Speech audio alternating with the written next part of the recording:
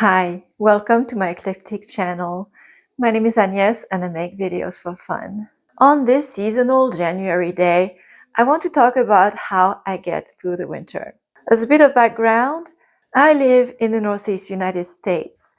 While our winters are not quite Canadian, they're long and it can get cold. Even though I love cooler climates, I grew up in one, I also have the heat capacity of a desert mouse. Lastly, while I can pay a heating bill, I also don't like wasting money. I can use the $500 that I save every winter to pay for a vacation or to put in my retirement fund. Let's get to the tips in no particular order. As a bonus, I'm also going to throw in a couple tips on how to keep cats happy and comfortable in the wintertime. Tip number 1. If you have the option to do so, choose the energy source for your furnace. When buying a home, pay attention to that. Natural gas is less expensive than electricity. If you're looking at a situation where you have to update your heat, you're actually buying a furnace, do consider a heat pump. In my experience, most of them run on electricity, but if they're very energy efficient, then you're not spending as much and it's better for the environment. In terms of comfort, floor heat is the best. Second are wall radiators. And lastly, forced air. Unfortunately, in my experience, forced air is what we have in all modern homes in the US. I've had that in most places I've lived, including in my current home. Tip number 2, weatherize your home. Windows are a big source of heat loss. Use light blocking curtains or better yet, insulating boards. Growing up in France, we had wood or nowadays plastic shutters on the outside of every window. And modern homes also have on the inside rolling blinds. This does a lot, obviously, for insulation, and it also makes your home or room entirely dark, improving the quality of sleep. Looking at French homes outfitted this way, you would think that the country is plagued with hurricanes, deep freeze, like all kinds of really, really nasty weather. Of course, it can get stormy at times, but nothing like what I've lived through in the United States. And that's one of my pet peeves. I don't understand why we don't have that in the US. Lots of places we could have a use for that. So in my home, what I do is I use those insulating boards. I put them in when it's below freezing outside. And I also use them in the summertime on my biggest windows for the opposite reason. Tip number 3, utilize space heating. The first thing my husband and I did when we moved into our current home was to restore a door between the living room and the dining room. There's a gas fireplace in our living room, and in the wintertime we close that door and we cozy up with the cats. While open floor designs are modern and popular, when it comes to comfort, it's better to have smaller individual spaces that can be heated well at low cost according to usage. If you do this kind of reverse remodeling, do be mindful of ventilation. It's as easy as installing an extra air vent. And we also installed a kitty door so that our cats can go in and out freely when the door is closed. If you have them, use your ceiling fans. They're nice to have in the summertime, but equally nice in the winter. Most fans have a switch. There's a summer and a winter setting. A bit of physics here. The only thing ceiling fans ever do is to take hot air that pulls near the ceiling and push it down. So you can see how that's helpful in the wintertime, makes a huge difference. The winter setting is such that the fans will push that air down along the edges of the room. So if you're staying next to the edge against the wall, you will feel a downdraft, which is not quite comfortable, but most of us will use the room, right? So that's a good way of getting that hot air to come back down. In the winter setting, you want to put your fans on the lowest speed, because again, you just don't want that wind. In the summertime, you want the other setting, and the other setting is such that it pushes the air down the center of the room so that you feel a breeze.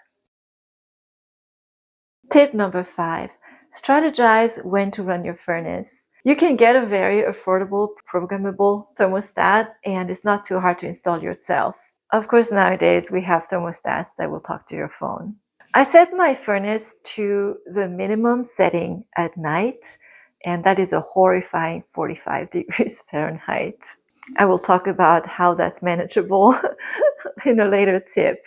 And then 30 minutes before I get up, I have my furnace come on and heat the house to a more comfortable level, 55 to 60, depending on how deep we are in the winter. And then I have the furnace go lower again when I leave for work, and then come back on again soon before I get home. If I'm home all day, then I will set the furnace to 53 degrees Fahrenheit.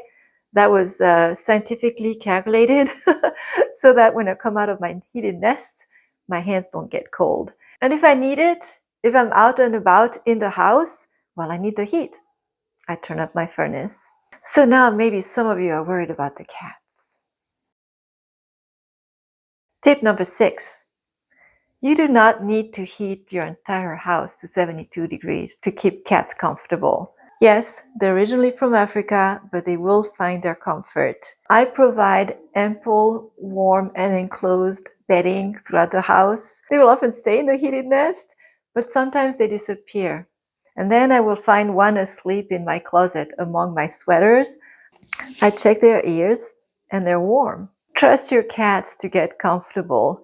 Just make sure to offer options. Tip number 7. Learn to layer. I saw YouTubers on one of those frugality channels that talked about and were wearing hats in their homes. Well, I'm sure that helps. I don't go that far, but I have developed a set of comfortable layers that I like to wear indoors. One staple is a down jacket. I learned recently that they also have down jackets that have heating. I also like oversized cardigans for the home, including this one that I stole from my husband. Underwear is key, as is warm footwear. Right now, I don't look like I'm wearing much, but actually my cardigan is a wool blend, as is the sweater. And then underneath, I got thermals and a bright pink cashmere sweater that no one knows I'm wearing under this all. For the legs, I swear by fleece tights.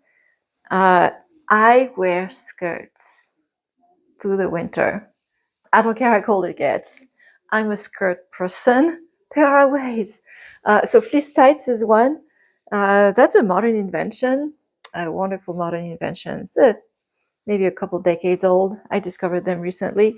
So these are tights, and they're really leggings because they're lined with fleece up to here, and the foot is not lined. So I have tights that have lined feet and tights that don't.